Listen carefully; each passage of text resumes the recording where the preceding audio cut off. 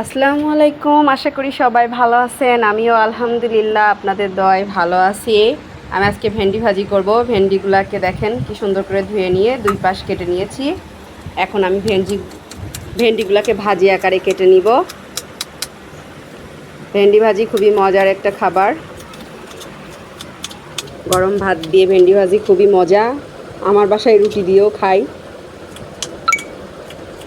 ভেন্ডি ভর্তা, ভেন্ডি ভাজি, ভেন্ডি তরকারি অসাধারণ একটি জিনিস, সবজি।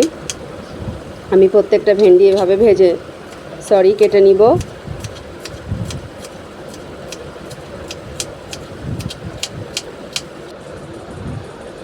আমি প্রত্যেকটা ভেন্ডি এভাবে কেটে নিয়েছি। আমার ভেন্ডি কাটা শেষ। এই যে দেখেন, এভাবে আমি এখন কড়াই দিয়ে দিব তেল। আর আমি সাধারণত ভেন্ডি ছাড়ার পরে হলুদ কিংবা লবণ দিই না, আমি তেলেই হলুদ আর লবণ দিয়ে দিব কাঁচা মরিচ আর পেঁয়াজ, আর দিয়ে দিব ওই যে আগেই বললাম হলুদ আর লবণ দিয়ে দিব তেলেই, যাতে পোড়া ভেন্ডিতে সুন্দরভাবে লেগে যায়। অনেক সময় দেখা যায় ভেন্ডি তেলে দেওয়ার পরে হলুদ দিলে জায়গায় জায়গায় লাগে না, জিনিসটা বিচ্ছিরি লাগে। আর এভাবে দিলে পোড়া ভেন্ডিতে খুব সুন্দরভাবে অ্যাডজাস্ট হয়। দিয়ে দিব ভেন্ডি। আর তেলের মধ্যে লবণ দিলে ভেন্ডিটা ভিজলাও খুব কম হয়। দেখেন কি সুন্দরভাবে প্রত্যেকটা ভেন্ডিতেই হলুদ আর লবণ লেগে যাবে। কোনো ভেন্ডি গায়ের সাথে খুব একটা বেশি ভিজলা টাইপ হয় না।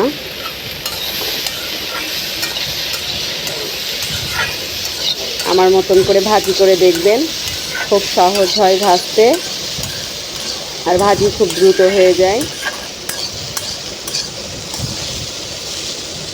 আপনারা এভাবে তেলের মধ্যে হলুদ আর লবণ দিয়ে ভাজি করবেন। একটু খেয়াল করবেন, ভিজলা হবে না। ভেন্ডি ভাজিতে অনেক সময় ঘাটা একটা ভিজলা একটা ভাব নেই। আর তেলের মধ্যে লবণ আর হলুদ দিলে ভিজলা খুবই কম হয়, ভাজি অনেক সুন্দর ঝরঝরা হয়।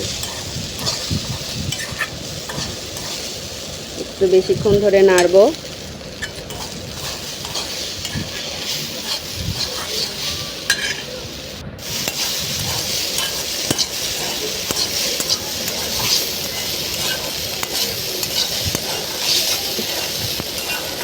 সবাইকে ধন্যবাদ।